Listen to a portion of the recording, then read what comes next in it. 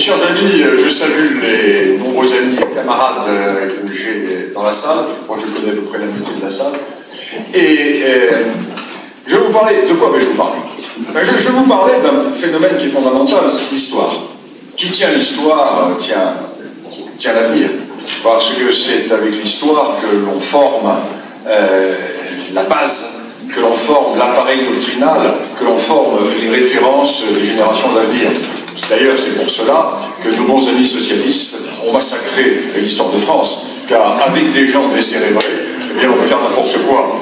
Et je pense toujours à ce proverbe sénégalais, car les Africains ont une sagesse que nous n'avons plus, le proverbe sénégalais qui dit « Si tu ne sais pas où tu vas, retourne-toi et regarde d'où tu viens ». Bon, mais si à partir du moment où on ne sait pas d'où l'on vient, on ne doit pas savoir où l'on va. Et pour former les citoyens robots du siècle, du millénaire qui vient, il faut couper les mémoires. L'autre moyen qui existe, c'est le moyen de trafiquer la mémoire. Alors, il y a soit la castration de la mémoire, soit le trafic de la mémoire. Et le trafic de la mémoire est peut-être encore plus grave que la première proposition.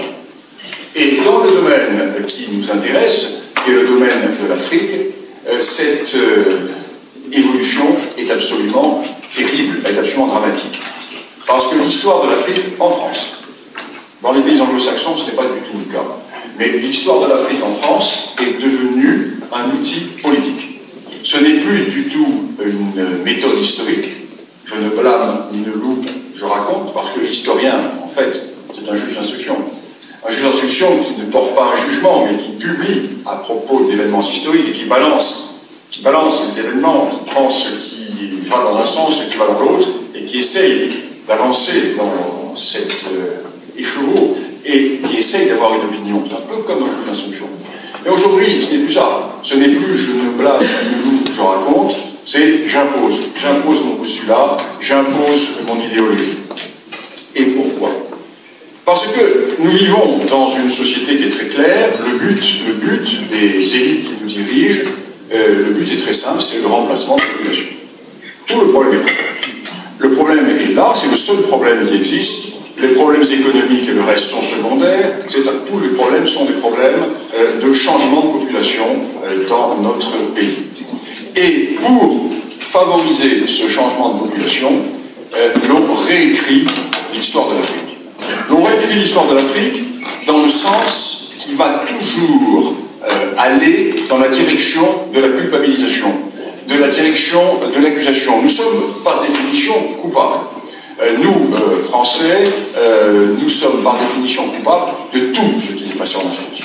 Et ce qui est tout à fait fondamental pour l'historien de métier, c'est de voir le décalage de plus en plus important qui existe entre les travaux scientifiques sérieux et la réalité politique et médiatique telle qu'elle nous est présentée.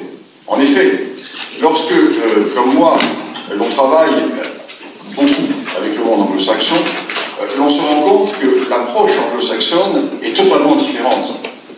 L'approche historique anglo-saxonne n'est pas une approche historique de culpabilisation.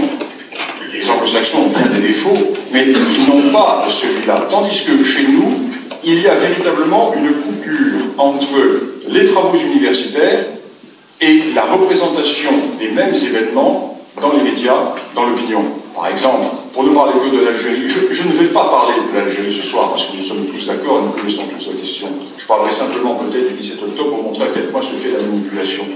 Sur l'Algérie, par exemple, nous avons les travaux de Daniel Lefebvre, son livre, sa thèse « Chère Algérie », qui montre bien ce que fut l'investissement français en Algérie, qui montre bien ce que fut la réalité de cette colonisation en Algérie. Nous avions eu avant lui le remarquable livre du professeur Guanard, qui avait travaillé sur le bilan, etc. Mais ceci ne passe pas dans les médias. L'idée qui apparaît en permanence, c'est celle de la reconnaissance, de la culpabilité, ou de la responsabilité, ou des actions que nous avions pu commettre ici ou là. Donc il y a véritablement, et c'est un mal français, c'est un mal uniquement français, vous ne l'avez pas en Italie. Moi qui fréquente beaucoup les universitaires étrangers, ceci n'existe pas en Italie, ceci n'existe pas en Suisse, ceci n'existe pas en Belgique, ceci n'existe pas du tout en Grande-Bretagne, pas du tout aux États-Unis, c'est en France, c'est une maladie française. totalement française. Pourquoi? Eh bien parce que depuis 1945, l'université et surtout les départements qui travaillent en histoire, en anthropologie africaine, ont été véritablement pris en main par des équipes privées. Et aujourd'hui, l'histoire africaine, à part quelques frontières, comme moi, à part quelques résistants, l'histoire africaine est passée complètement aux mains de cette équipe. Et cette équipe recrute par endogamie. Ce qui fait que vous ne pouvez absolument pas, si vous n'êtes pas dans la ligne, vous ne pouvez pas espérer faire une carrière universitaire juriste. Je vais vous donner un exemple. Moi, j'ai quitté l'université depuis maintenant près de 10 ans parce que je perdais mon temps. Je préfère travailler avec des étudiants ou avec des gens qui sont réceptifs. Je vous donne un exemple. En 30 ans, en 28 ans d'enseignement à l'université de Lyon, je n'ai pas pu former un seul successeur. Pourquoi? J'ai eu des étudiants brillants. J'ai eu des étudiants brillantissimes. Seulement, il est bien évident qu'un étudiant qui travaillait avec un label Bernard Blanc était mort. Donc, les quelques bons étudiants, qu'ont-ils fait? Je leur ai dit, vous quittez Lyon, vous allez à Paris, en disant le plus grand mal de moi partout. Et plus vous direz du mal de moi, et plus vous serez accueillis fraternellement. Et la seule solution pour vous, c'est de faire cela. Faites de la réception de pensée. Faites de la réception de pensée. Nous sommes dans un pays occupé, et il faut parler comme dans un pays occupé. C'est-à-dire que vous ne pouvez pas sortir avec le drapeau. Vous allez vous faire fusiller. Du moins, si vous voulez continuer une carrière universitaire. Alors j'ai réussi comme ça à en faire rentrer un ou deux. Mais qui va dire que sur la durée, ces gens vont avoir la colonne vertébrale qui va leur permettre de continuer dans ce domaine-là. Donc ce sont des disciplines totalement perdues. Et les seuls qui arrivent à s'exprimer, finalement, sont des gens comme Daniel Lefebvre, qui viennent du Parti communiste, et qui ont fait toute leur carrière dans le sérail, protégés par le cocon communiste, et qui vont avoir le génie, le grand courage, la force d'âme extraordinaire de faire leur contre-révolution intellectuelle et de dire des choses. Mais Daniel Lefebvre n'aurait jamais pu écrire ce qu'il a écrit s'il avait eu l'étiquette que j'ai eue, moi, quand j'ai commencé ma carrière. Si Daniel Lefebvre était rentré à l'université avec l'étiquette d'Action française, évidemment, il ne serait jamais devenu professeur à la Sorbonne. Et il n'aurait pas écrit ce qu'il a écrit. Donc, voyez-vous, nous sommes dans un monde qui est tout à fait extraordinaire. Nous sommes dans la perversion. La norme n'est plus la norme, nous sommes dans l'inversion des valeurs, dans l'inversion des systèmes. Alors, l'université, les départements africanistes, le CNRS, l'école des hautes études en sciences sociales, tous ces départements qui travaillent sur l'Afrique sont pris en main par le panel qui va du Parti communiste à l'ultra-gauche. Les plus à droite, parce qu'il y a des gens du Parti communiste, peut-être. Voilà, c'est ce panel. Et ces gens-là ne sont pas là pour faire de l'histoire. Ils se servent de l'histoire pour faire de la politique. Pour eux, c'est un moyen de subvertir les esprits. Et ils vont sortir n'importe quoi. Ils vont sortir, par exemple, que les ethnies sont des créations coloniales. Mais bien sûr, c'est évident. Les ethnies sont des créations coloniales. Alors, je dis souvent, bien sûr, non seulement les ethnies sont des créations coloniales, mais je vais aller plus loin que vous. Par exemple, le problème breton, c'est l'occupation allemande qui l'a créé.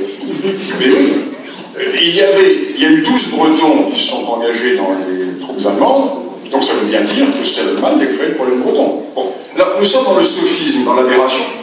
C'est une idée qui nous fait rire. Nous tous ici qui sommes des Africains, nous fait rire. Comment peut-on soutenir l'idée selon laquelle les ethnies sont des créations coloniales? Mais officiellement enseigné à l'école des hautes études en sciences sociales. Les chefs de département qui s'appellent Jean-Louis Amsel et Jean-Pierre Chrétien soutiennent cette idée. Les Tutsis et les Hutus sont des créations coloniales. Vous voyez? Mais oui, c'était au départ des classes sociales. Les riches étaient les Tutsis et les pauvres étaient les Hutus. Et docteur, voilà pourquoi votre fille est là, c'est pas. Et la colonisation est arrivée là-dessus et a transformé des réalités économiques, donc bougeantes, qui peuvent bouger, donc fluctuantes, les a codifiées et en a fait des ethnies. Ce qui fait que ces pauvres Hutus et ces pauvres Tutsis sont des victimes de la colonisation. Parce que finalement, c'est la colonisation qui est responsable du génocide du Rwanda et du million de morts. Parce que si nous n'avions pas créé les ethnies, ils ne se seraient pas tués entre eux. Vous voyez le type de raisonnement. Le raisonnement complètement faux, le raisonnement complètement aberrant. Alors quand vous leur dites, écoutez, parfait, parfait, ce que vous dites est très intéressant, prenons le cas des ethnies africaines. Il y a à peu près 1500 ethnies en Afrique. Quelle perversité de la part des colonisateurs d'aller créer 1500 ethnies. Ah oui, mais non, c'est pas ce qu'on veut dire. Les ethnies, certes, pouvaient exister sous une certaine forme, mais la représentation actuelle des ethnies est une création de la carte. Bon, alors, reprenons le problème. 1890, quand commence le partage de l'Afrique au sud du Sahara, les Wolofs existaient-ils? Les Bambara existaient-ils? Les Peuls existaient-ils? Les Mers n'existaient? Oui ou non? S'ils n'existaient pas, vous avez raison. S'ils existaient, vous avez tort. Mais refusez-le. Parce que l'idée qui est ancrée chez ces gens est que tout ce qui se passe en Afrique, tous les problèmes, toutes les difficultés sont forcément des difficultés héritées de la colonisation. Car nous sommes coupables. Et c'est parce que nous sommes coupables que pour nous faire pardonner, nous devons les accueillir. Et que nous devons ouvrir nos bras. Et que nous devons, en réparation des crimes que nous avons commis, en réparation de toutes les horreurs que nous avons pu commettre en Afrique, eh bien, en réparation de tout cela, il est tout à fait normal qu'ils viennent chez nous pour avoir réparation de ce que nous avons commis. Voilà le fond. Nous sommes dans l'ethnomasochisme. Ces gens sont des ethnomasochistes. Mais le problème, c'est qu'ils sont peut-être ethnomasochistes. S'ils étaient ethnomasochistes dans leur petit cercle, cela n'aurait pas d'influence, mais c'est eux qui contrôlent les départements de l'université. C'est eux qui forment nos étudiants. Et plus encore maintenant, les enfants dans le secondaire. Parce que depuis quelques années, nous avons les programmes d'études de l'Afrique. Et moi, j'ai mes enfants qui reviennent tous les soirs en me parlant. Alors, ils sont incapables de vous parler, savoir si Louis XV est avant ou après Louis XIV, mais l'institutrice s'est trompée l'autre jour d'ailleurs. Savoir si Louis XV ou Louis XIV, mais ils vont vous parler du Mansa Moussa, le roi d'Empire du Mali, ça va où le Mali d'ailleurs. Bon. Nous sommes véritablement dans une entreprise complète, je le disais, de submersion. Alors, à l'époque où j'étais étudiant, ça commence déjà à remonter, puisque j'ai terminé mes études à Nanterre en 68, et avant d'aller à Aix, etc. Bon, à l'époque où j'étais étudiant, ça existait aussi. Mais ça existait dans l'histoire de l'Europe. On ne faisait pas l'histoire de l'Afrique. Moi, j'ai toujours entendu le professeur nous dire que Katyn était un crime allemand. Katyn était un crime allemand. Et je me souviens d'un camarade qui a eu une très mauvaise note parce qu'il avait dit mais non, c'est pas les Allemands, ce sont les Russes. Le professeur qui était communiste, comme tous les professeurs qui étaient communistes, à part Jacques Hers, tous mes professeurs étaient communistes à Nanterre, sauf Jacques Hers et 2 ou 3, Katyn. Ensuite, on a su ce qui s'était passé à Katyn. Mais nous savons donc qu'il y a ce système de transformation de l'histoire qui existe. Aujourd'hui, c'est beaucoup plus grave. Parce qu'à l'époque, certes, on disait que Katyn avait été réalisé par les Allemands, pas par les Russes, mais nous n'étions pas à l'époque menacés d'un changement de population. Tandis que là, à l'heure actuelle, l'histoire sert à nous coloniser sur place. L'histoire sert à nous désarmer mentalement. L'histoire sert à nous décérébrer mentalement. Alors, prenons l'exemple du 17 octobre. 17 octobre 61. Je ne ferai pas cette histoire, vous la connaissez aussi bien que moi, si ce n'est mieux. Simplement, vous montrer la différence qu'il y a entre ce qui est dit dans le monde médiatique et politique et ce que nous savons, nous, historiens. L'affaire du 17 octobre, c'est très simple. En pleine guerre d'Algérie, le FLN, qui s'est fait étrier pendant la bataille d'Alger, le FLN, l'ALN, qui a perdu, la bataille des frontières. 2, les guerres intérieures. 3, qui a vu les fraternisations qui se sont passées sur le forum. Le FLN veut essayer de pousser et veut essayer de peser sur les négociations qui commencent. Et il organise dans Paris une manifestation interdite, et cette manifestation interdite, donc, est réprimée par la police. Bon, parfait. Parfait. L'on nous dit que il y a eu un massacre à Algérie. Et les porteurs de valises, les héritiers des porteurs de valises, ceux qu'on appelle les frères des frères, réussissent par leur groupe de pression à circonvenir le maire de Paris, M. Delanoë, et réussissent à circonvenir le futur président de la République, donc un an avant qu'il soit élu, et l'actuel président de la République. Alors, on pose une plaque sur le pont, les noyers, etc. Et l'histoire qui est racontée est celle d'un épouvantable massacre d'Algériens à Paris. Or, historiquement, il n'y a pas eu un seul, vous entendez bien, le 10 octobre, il n'y a pas eu un seul Algérien tué. Il y a eu un mort, si, il s'appelait Guy Chevalier, pas français, et qu'on a retrouvé mort devant le cinéma Rex, le crâne fracassé, partout, je ne sais pas. Ça peut être des manifestants, ça peut être des voleurs, ça peut être la police française. Il n'y a pas eu un seul mort algérien. Alors, comment savons-nous? Nous savons par une source qui est absolument non critiquable. Lionel Jospin, quand il était Premier ministre, était assailli par un courant de l'ultra-gauche, du Parti socialiste, qui lui demandait de prendre position sur cette affaire. Et Lionel Jospin, qui avait un défaut, avait au moins une qualité qui était d'une certaine rigueur, et un certain sens de l'État. Et Lionel Jospin, bon, là, c'est très simple, je veux que l'on ait le cœur net. Et Lionel Jospin désigne une commission d'enquête chargée de travailler sur les archives qui n'avaient pas été ouvertes jusque-là. Et il désigne un conseiller d'État, le conseiller Mandelkern, qui est un très très haut juriste, qui s'entoure d'une dizaine de spécialistes, de juristes, etc., et qui va rendre un rapport, le rapport Mandelkern. Et le rapport Mandelkern, vous avez sur Internet, vous tapez les rapports Mandelkern, 17 octobre, vous l'avez, c'est un très long rapport. Vous imaginez le rapport fait par un conseiller d'État, le sérieux de ce rapport. Et le rapport Mandelkern donne 5 morts. Pas le 17 octobre. Pas le 17 octobre. Il donne des morts 2 jours avant, 2 jours après. Et les 5 morts qui sont donnés dans le rapport Mandelkern sont parfaitement localisés. On sait comment ils sont morts. 2 écrasés par des voitures.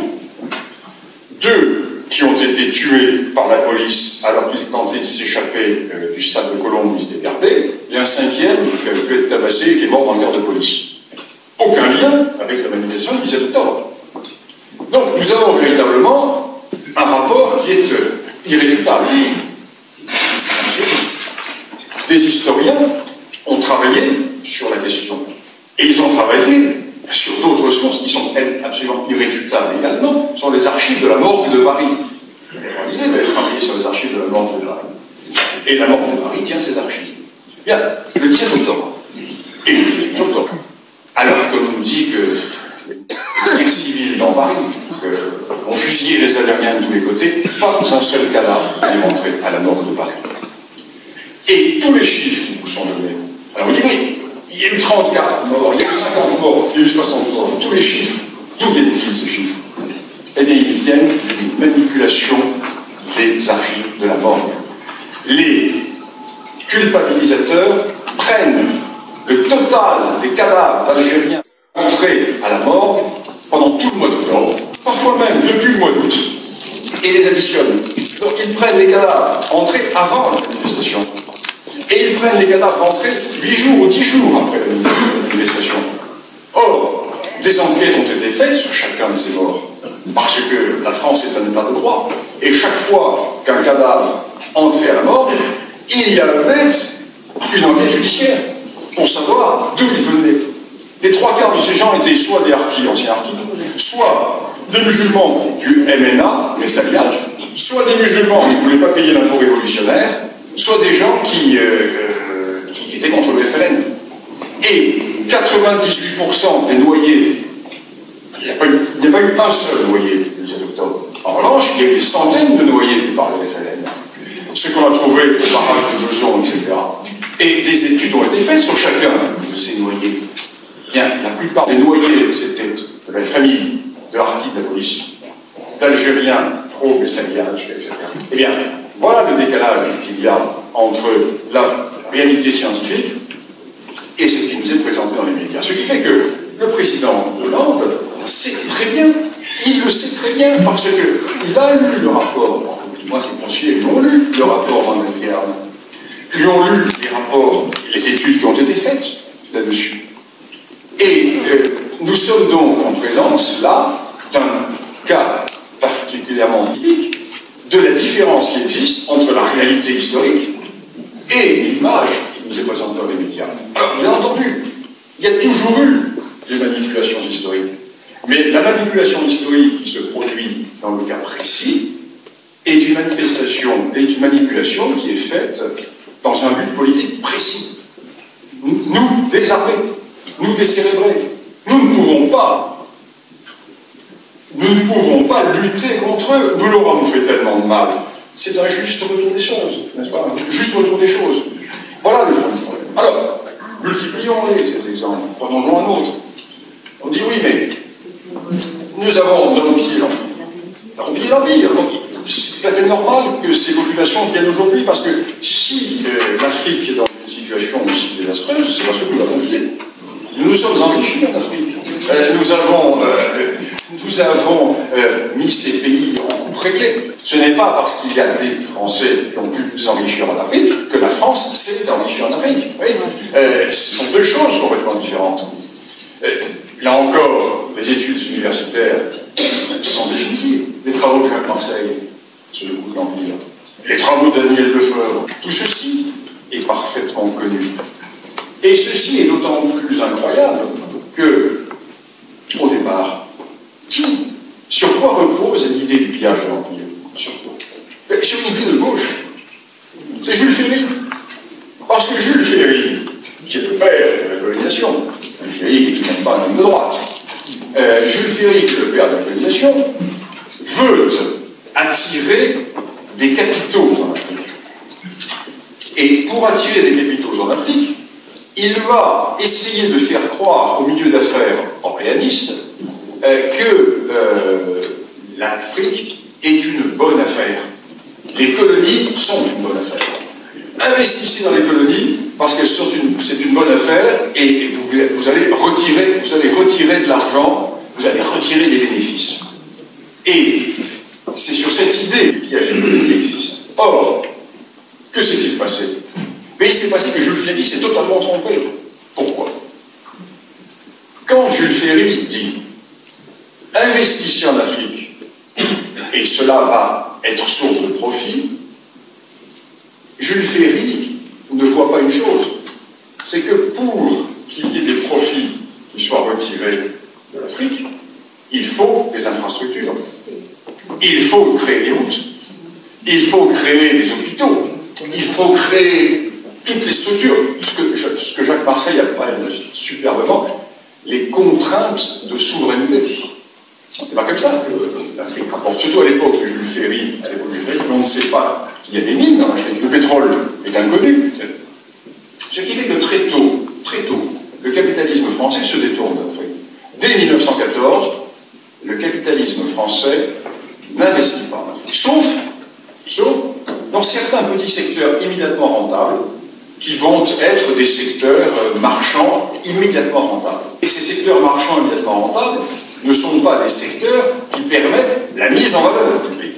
Ce qui fait que la France se retrouve, dès avant 14, et encore plus au lendemain de la guerre de 14, avec sur les bras un gigantesque empire duquel se détournent les milieux d'affaires. Ce qui fait que c'est l'État français qui va se substituer au milieu d'affaires. Et qui va développer l'Afrique?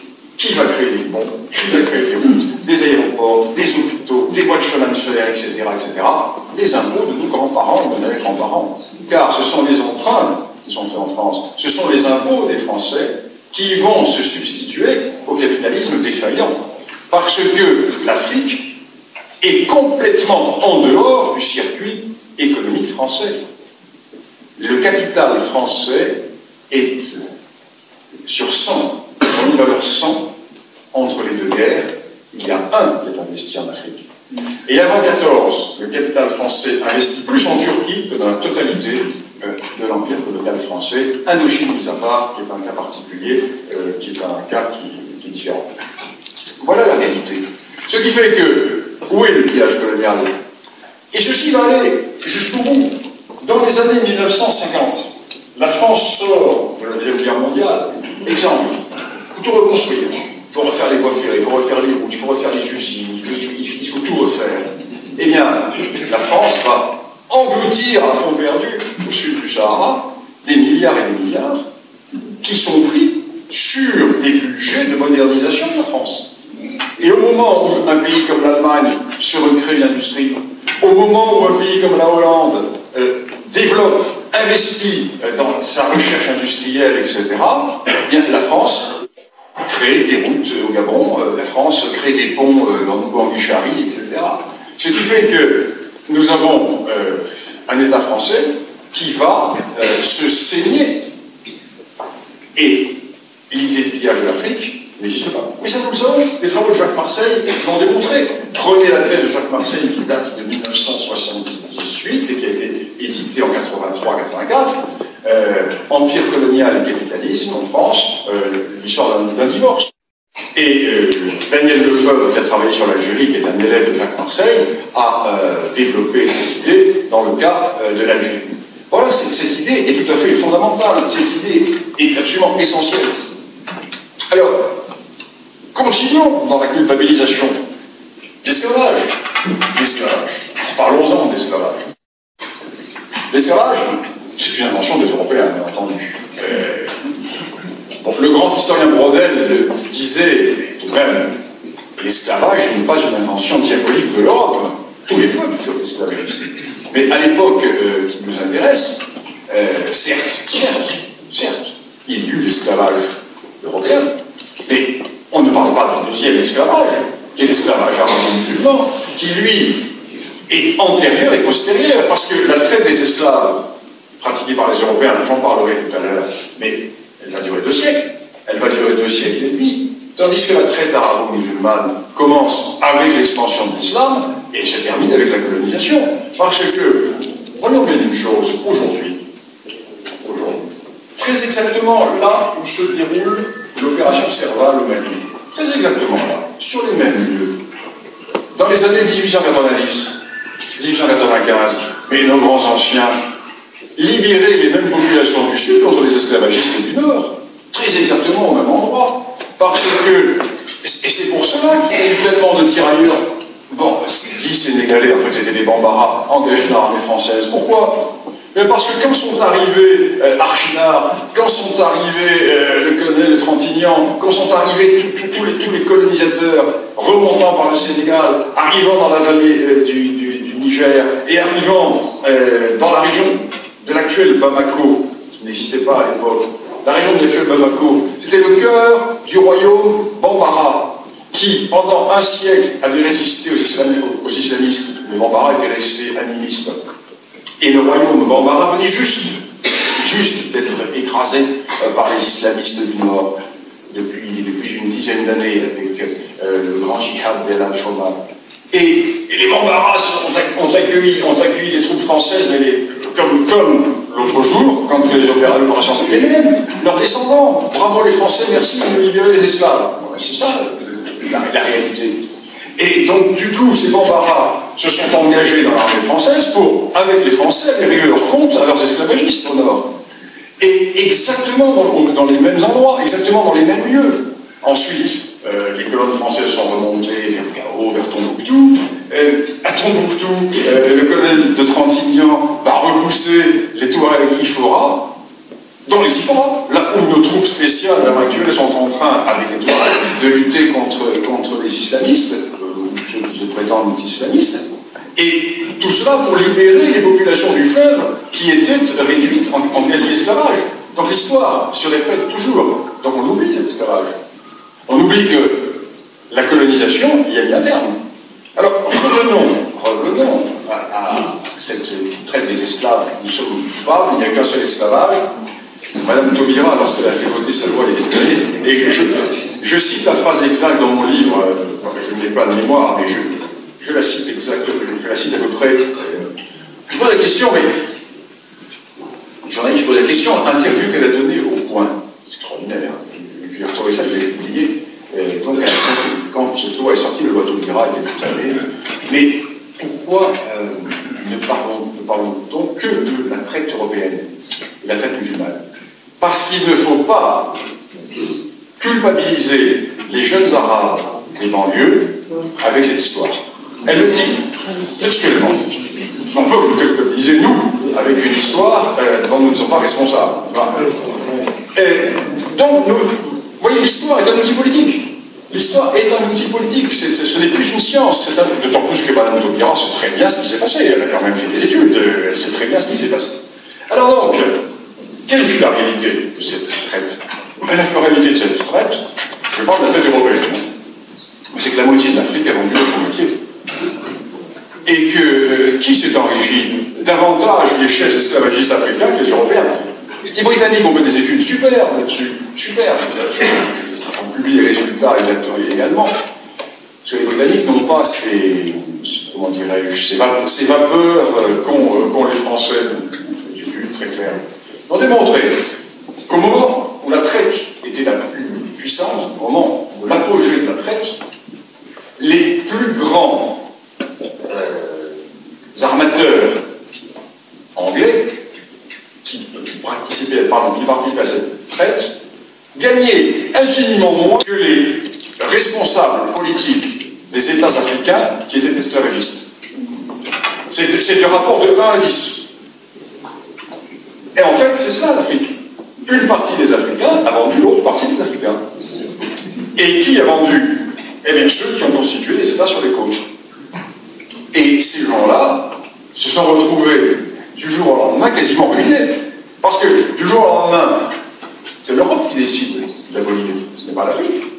L'Europe décide d'abolir la traite, et à partir de ce moment-là, tous ces royaumes esclavagistes, le Dahomey, le royaume d'Oyo, toutes ces entités du littoral, le royaume de Loango, etc., toutes ces entités sont ruinées.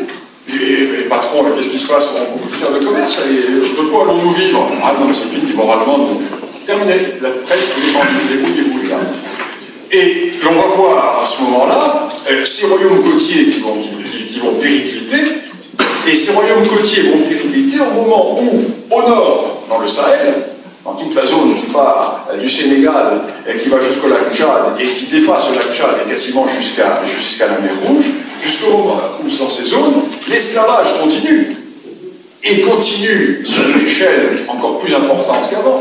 L'époque où, au moment où nous arrêtons la traite, apparaît un mouvement esclavagiste considérable dans toute la région du Sahel, avec El Hadj Omar, avec Sékou Amadou, avec tous ces grands chefs, avec Rabat,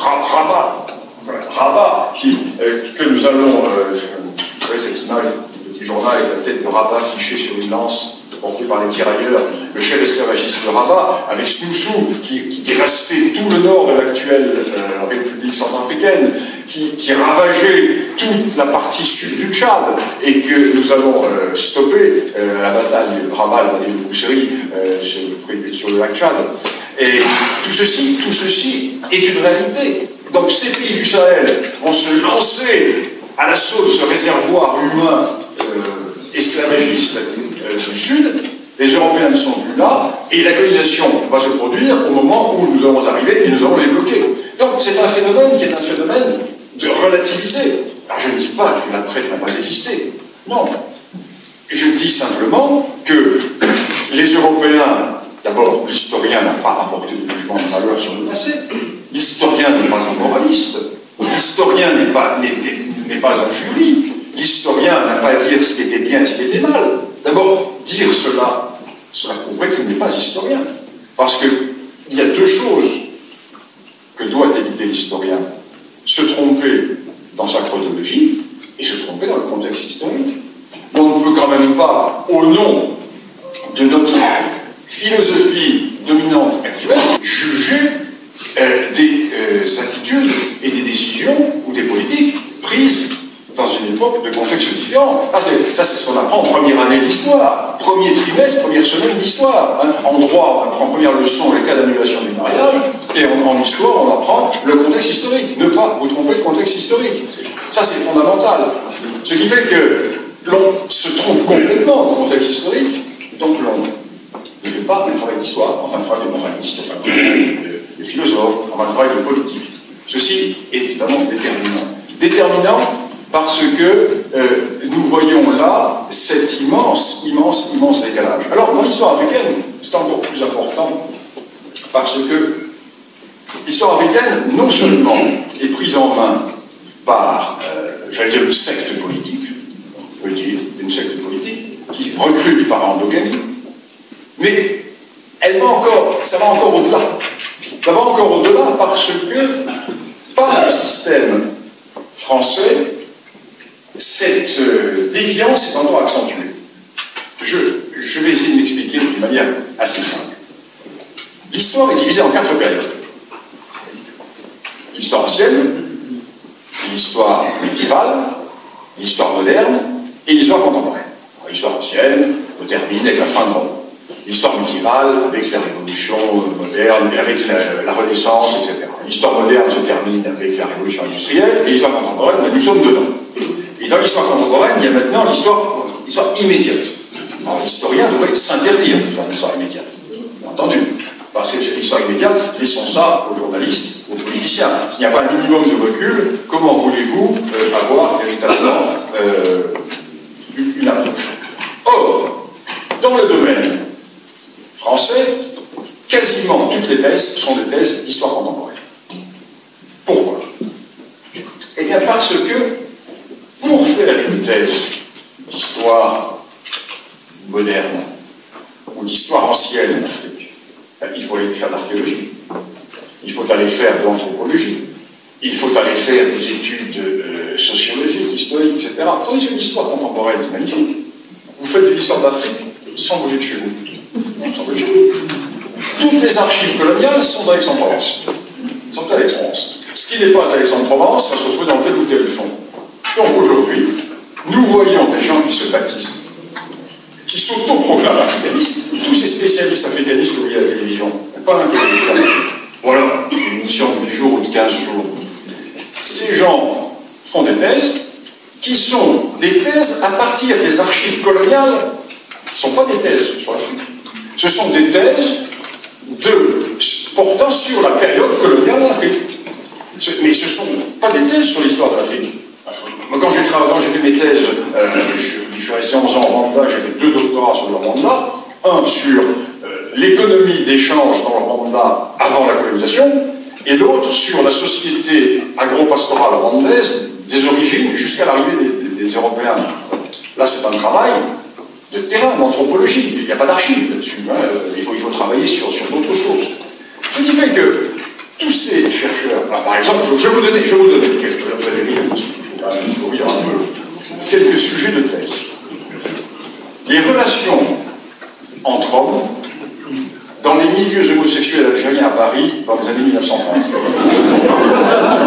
C'est pas un sujet qui fait rêver les fous. Hein, c'est pas un sujet exaltant. La grève des notaires porte Dakar sous le Front populaire.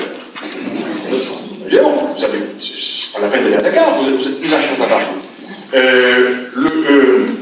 Comment dirais-je, le rôle des sages-femmes dans la promotion de la femme indigène en Oubangui-Chari.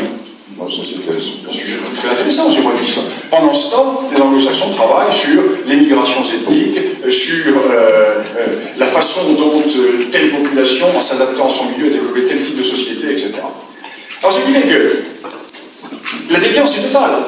Parce que, d'un côté, les chercheurs qui sont spécialisés sont acquis à une idéologie, et ils se servent de cette idéologie pour transformer la réalité de façon à agir politiquement, et les étudiants qu'ils forment vont devenir les futurs spécialistes de l'histoire de l'Afrique sans être jamais allés en Afrique. C'est quand même assez extraordinaire.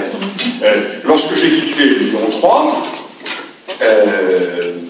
j'ai été remplacé, il y a eu une trentaine de candidats sur mon poste, et sur ces 30 candidats, il y avait 27 ou 28 titulaires de thèses sur l'Afrique, et thèses africaines, toutes les thèses bien sûr. Et sur ces thèses, il n'y en a pas un qui avait passé plus d'1 mois en Afrique. Pas un. C'est-à-dire que c'était des maîtrises. Ce n'est pas des thèses. On appelle ça à mon temps, on appelait une maîtrise, c'est pas une thèse. Et ces gens-là sont des africanistes. Ce qui fait, comment voulez-vous que ces gens-là puissent intellectuellement résister au rouleau compresseur et aux idées reçues qui sont mises en avant? Parce que pour aller prendre à bras-le-corps l'idée selon laquelle les ethnies ne sont pas des créations coloniales, mais qui sont inhérentes à l'Afrique, même s'il y a une évolution sur la population, pour reprendre à bras-le-corps l'idée sur la traite. Bon, la traite, traité. Nous avons des travaux qui ont été faits, mais tout ce qui est contemporain, tous ces contemporains, échappent à la critique.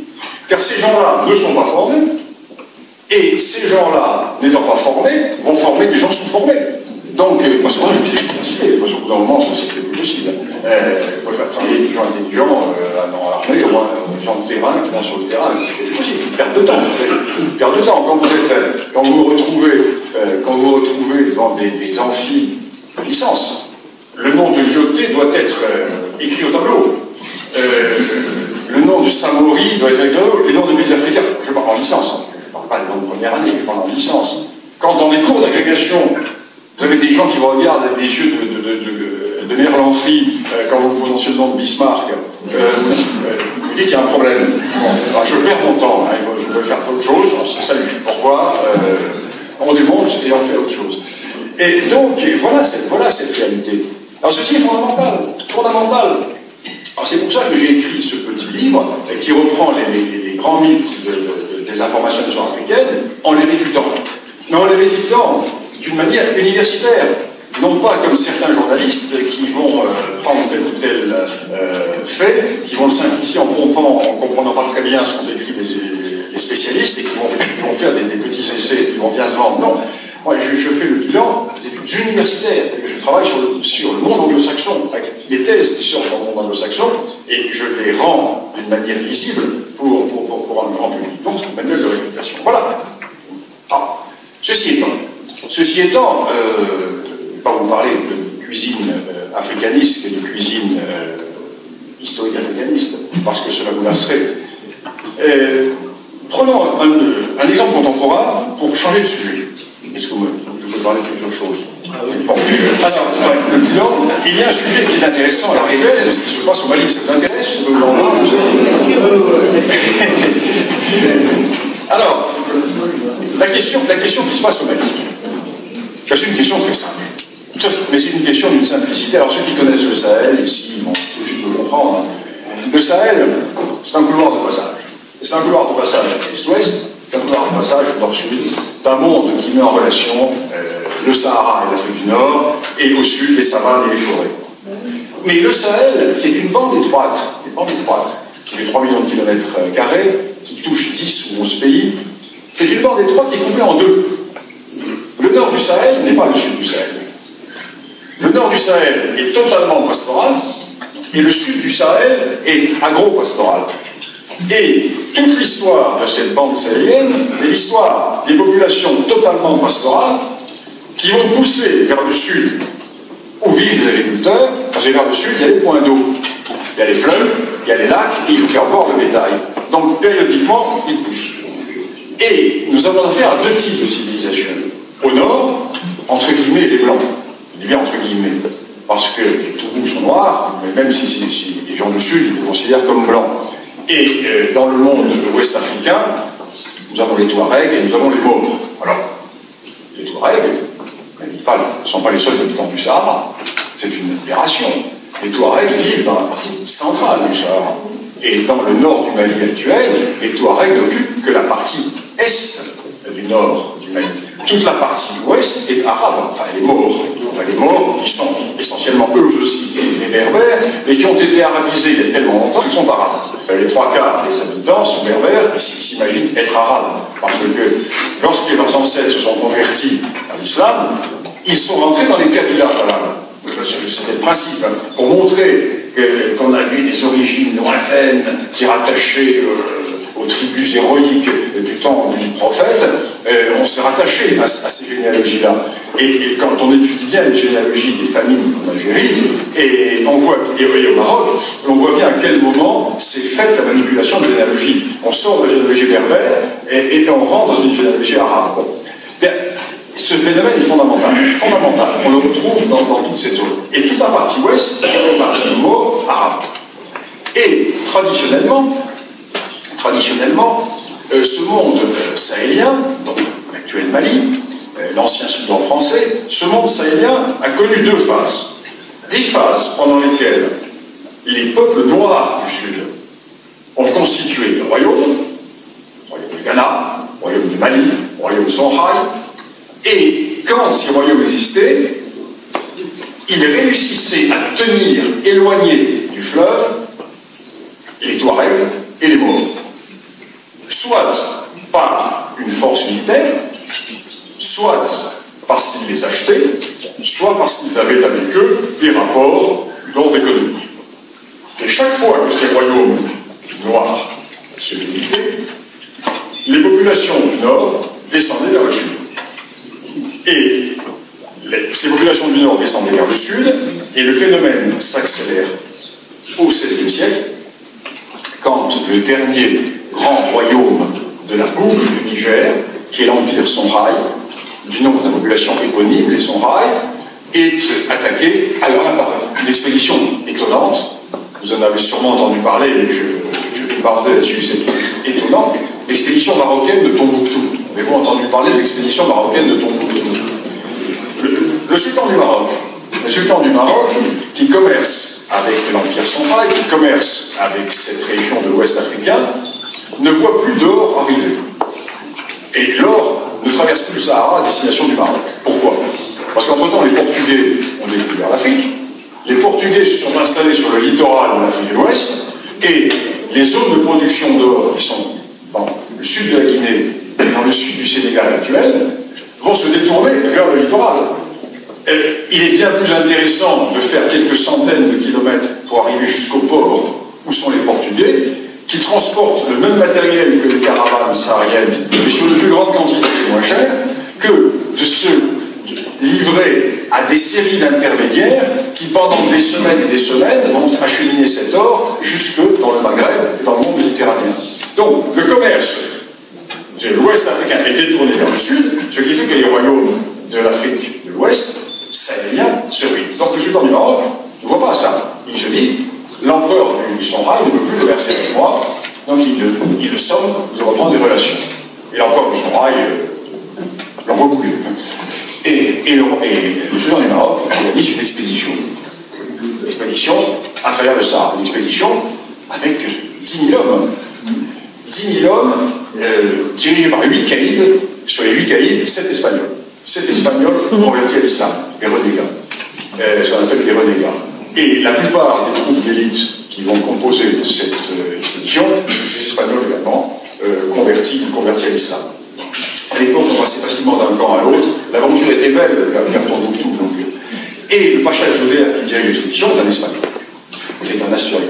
Et l'expédition arrive dans l'Empire Songhai, évidemment, écrase l'Empire Songhai, et l'Empire Songhai n'existe plus. Les Marocains vont installer un pachalik, dont ils prennent possession, Garopo, très exactement là où se passent les événements à l'heure actuelle. Et au bout d'un certain temps, ce pouvoir marocain se relâche, ce qui fait que les Touaregs, qui jusque-là, surtout la tribu des Sifora, dans le cœur, et le massif des Sifora, dont on parle beaucoup en ce moment, parce que la guerre se passe là-dedans, bien les Touaregs Ifora, éponymes, vont descendre vers le sud. Et ils vont s'installer, piller toute la zone de la boucle du Niger, jusqu'au moment où va arriver la colonisation qui va rétablir d'autres rapports et inverser les rapports. Voilà la longue durée. Dans cette longue durée, il est bien évident que les événements, car nous sommes en Afrique, mémoire historique. Mémoire historique. Alors, historique, c'est-à-dire que, par exemple, dans l'Afrique de l'Est, dans toute l'Afrique de l'Est, l'Afrique centrale, la notion de chronologie du passé n'est pas la même que chez nous. Par exemple, en Swahili, hier, c'est Zaman. Mais hier, c'est Zaman, c'est hier.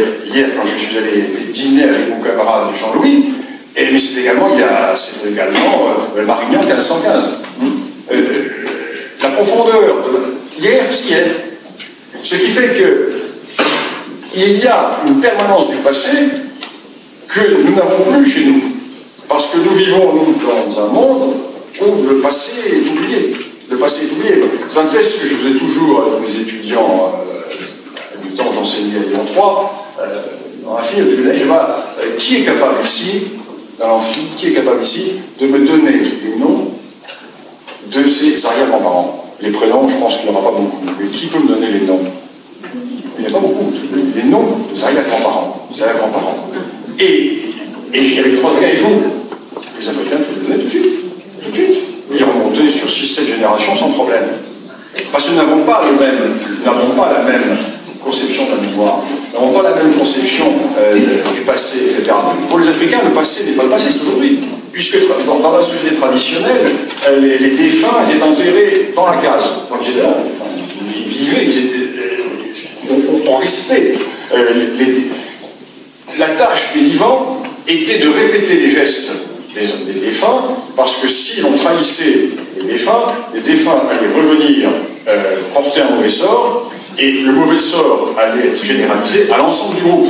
Donc, si un individu trahissait la coutume, on trahissait les anciens, on trahissait sa lignée, on trahissait son passé, c'était tout le groupe qui allait en pâtir.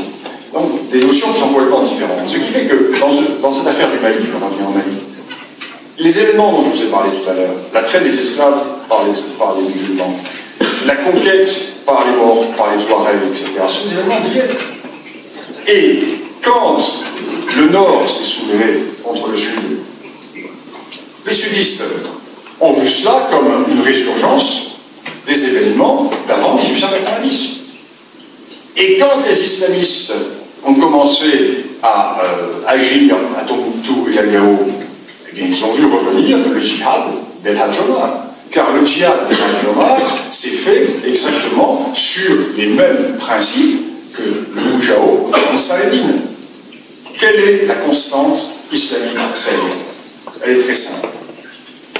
L'islam sahélien est un islam qui est fortement teinté de paganisme. Le vieux fond païen est toujours là. Et la pensée africaine est une pensée agglomérante. De même que le christianisme africain est très largement... les sources païennes sont encore très largement présentes. Et ceci est consubstantiel à la philosophie africaine. Ce qui fait que, périodiquement, chez les musulmans, l'idée est apparue selon laquelle l'islam africain n'est pas le vrai islam. Et il faut le purifier. Donc, tous ces grands djihad qui ont été faits ont été des djihad destinés à ramener l'islam de l'Ouest africain à sa pureté originelle, c'est-à-dire aux origines, ce qu'on appelle des réformistes. Chez nous, quand on parle de réforme, on pense que réforme, c'est une évolution. Tandis que, dans le concept musulman, réforme, ça veut dire retour. Retour à la lecture intégrale du Coran. Et quand les islamistes ont commencé à Tombouctou et à Gao à détruire les mausolées, etc., les populations ont ressenti cela comme un retour de ce que la tradition familiale racontait, le retour du djihad d'El Hadj Omar. Donc, retour à une longue histoire. Alors, dans ces régions, le problème est un problème qui est donc ethno-racial et politique. Parce que nous avons créé un État du Mali qui n'a jamais existé. L'Empire du Mali a existé, mais pas au même endroit, c'est pas la même zone. Et l'État du Mali est un État qui, artificiellement, rassemble les gens du Sud et les gens du Nord. Les anciens radieurs et les anciens radiers. Les anciens esclaves et les anciens esclavagistes. Comment voulez-vous ça marche? D'autant plus que Nous sommes en démocratie. La démocratie, c'est la loi du nombre. La démocratie, c'est l'addition. La démocratie, c'est 1 plus 1 plus 1, il faut 50% plus une voix et on a le pouvoir. Or, les gens du Sud sont infiniment plus nombreux que les gens du Nord. Les sudistes sont 80%, 85%, 90%. Les Touaregs sont 5% au maximum au Mali. Ce qui fait que, en logique démocratique, les Touaregs n'ont absolument aucune chance, je ne parle même pas d'accéder au pouvoir, ils n'ont aucune chance de participer au pouvoir. On sait bien que les Bambara du Sud, qui pendant des siècles ont subi les razzias Touaregs, ne vont pas faire les 12 yeux aux Touaregs. Non, ils vont penser à voler leurs vaches, violer leurs femmes et piquer leurs 4x4. C'est ça le but, la vengeance historique. Ce qui fait que les Touaregs se trouvent dans une situation très claire. Soit ils deviennent des esclaves, leurs anciens esclaves, soit ils se révoltent. Et périodiquement, depuis 1961, 62, 63, quasiment depuis l'indépendance, les Touaregs se révoltent au Niger, au Mali, etc. Jusqu'à présent, ces révoltes étaient des révoltes qui s'arrêtaient au bout d'un moment. Les dernières s'étaient arrêtées parce que le colonel Kadhafi les avait calmés, avait joué l'intermédiaire, avait réussi à les calmer. Et le fait nouveau, c'est que les islamistes sont rentrés dans le jeu. Alors, il n'y a pas de danger islamiste. L'islamisme dans cette région, c'est la surinfection de la plaie. Mais la plaie existe avant. L'islamisme va se mettre dans une plaie. C'est la surinfection de la plaie. Mais ce qui crée la plaie, c'est l'opposition ethno-raciale entre les nordistes et les sudistes. Et les islamistes vont profiter avec opportunisme du soulèvement pour prendre petit à petit le contrôle de la zone et pour évincer les Touaregs. Les Touaregs vont se retrouver sans armes, sans munitions, sans essence. Et ils vont se faire évincer par les islamistes. Et les Touaregs vont se réfugier sur la frontière algérienne. Et ils vont tenir une petite zone prêt à passer en Algérie en cas de problème. Jusqu'au moment où a lieu l'intervention française, qui rechange complètement les cartes, qui rebat complètement les cartes, dans la mesure où les islamistes sont en phase d'éradication, les Touaregs reprennent le poil de la bête. Oui, mais alors, là commencent les choses sérieuses. Et là commencent nos gros problèmes auxquels nos autorités politiques n'ont pas directement pensé. Et d'où ce problème? 1. Les sudistes qui nous ont accueillis comme des libérateurs vont se retourner contre nous. Comme en Côte d'Ivoire. Gbagbo a oublié que c'était l'armée française qui l'avait sauvé quand il y avait eu la descente des nordistes et que l'armée française était interposée. Dans un premier temps, il a été sauvé par cela. Comment les nordistes ont fait une bouchée de sa gendarmerie. Et ensuite, Gbagbo va se retourner contre les Français en devant empêcher de reconquérir le Nord. Et là, il va se passer exactement la même chose.